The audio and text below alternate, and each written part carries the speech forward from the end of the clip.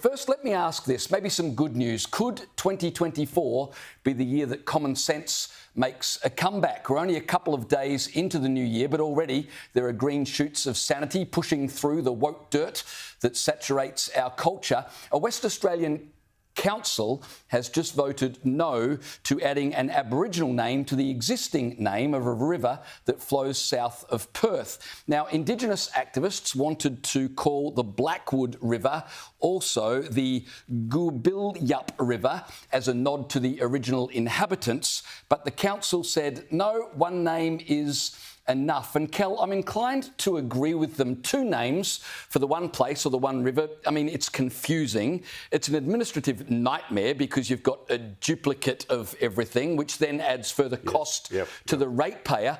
But I think what happens in these situations is I get confused, right? Is it Ayers Rock or is it Uluru? Is it Fraser Island or whatever they call it now? But I can imagine the media with two names, they're going to prefer the Indigenous name every time to be seen to do the right thing. And so over time, the Indigenous name just becomes the name by default, does it not? It does, and I've got to say, your Indigenous accent was brilliant. Really well Thank you. I felt like I nailed that you nailed in the introduction. Thanks, Can Kel. I tell you, this is interesting. Not a lot of people know this. There are approximately 4 million place names in Australia. 3/4 of them, 3 million of them, are Indigenous right now. Gunnedah, Gundagai, Gundawindi. The 3 million names on our maps are Indigenous. So when people want to add another Indigenous name, it's not because there's not enough. There are 3 million of them already. It's because they don't like the non-Indigenous names. In other words, it's destructive. It is an attempt not to add Indigenous names, 3 million's quite a few. It's an attempt to get rid of the non-Indigenous names. Now, that's a destructive thing.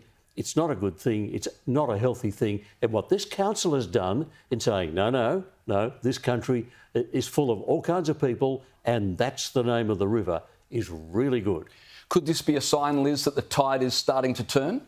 I think that would be a very, very positive take on this, but we do have more good local council news, and Lord knows it's rare, so we've got to harp on about it when it actually does happen. Today, our headlines were graced with the news that a Western Sydney councillor has said that if his party, the local community party, won the majority in his Western Sydney Council, the Cumberland City Council, he'll be scrapping welcome to countries, smoking ceremonies. They're all going out the window. Steve Christou rightly makes the point that only 0.63% of that city actually are Indigenous, i.e. they're not necessarily interested in welcome to countries at every single meeting. And of course, we all know in Western Sydney, it famously voted quite strongly no in the Voice referendum last year. Here's the man himself, Christou, speaking earlier on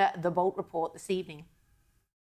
Quite frankly, the welcome to country ceremony has become overdone, watered down, and people are sick of it being shoved down their throats. Why do we need to be welcome to a country that we helped build and, we turned Australia, a great country, into an even better country? And we feel unwelcome when we hear welcome to country, but also, no matter where you come from, whether it's Anglo roots, ethnic roots, any background, we are all equal.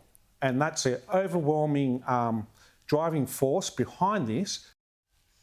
His party currently holds 4 of the 12 councillor spots. Labor holds 8. So he's got his work cut out for them if they want to take the majority at the next election. But I think this is a very strong policy platform to run on, given, well, firstly, his electorate. Yeah. But isn't it an indictment on the current lot of elected MPs, whether local, state or federal, that all you've got to do to make headlines nowadays is actually represent the interests of the people who elected you and pay you to represent them? Well, Steve is a former Labor mayor and he left the Labor Party because he felt like the Labor Party is not representing local constituents. And I agree with you. I don't think he even needs another policy. This is about the only policy he needs. We're going to scrap welcome to country, and especially in Western Sydney, I reckon he'll sweep the polls. Can you imagine what would happen if I did a welcome to country where I said welcome on behalf of the settlers and pioneers, past, present and emerging, who took undeveloped bushland and turned it into productive farmland and fed millions, and built permanent buildings on this land to house and protect an increasing population. If I did a welcome to country like that, can you imagine what would happen? I was moved. I got a bit teary when you were saying that, Kel. I thought it was good. It's stupid. It's not a country that belongs to any one group of people. It's our country.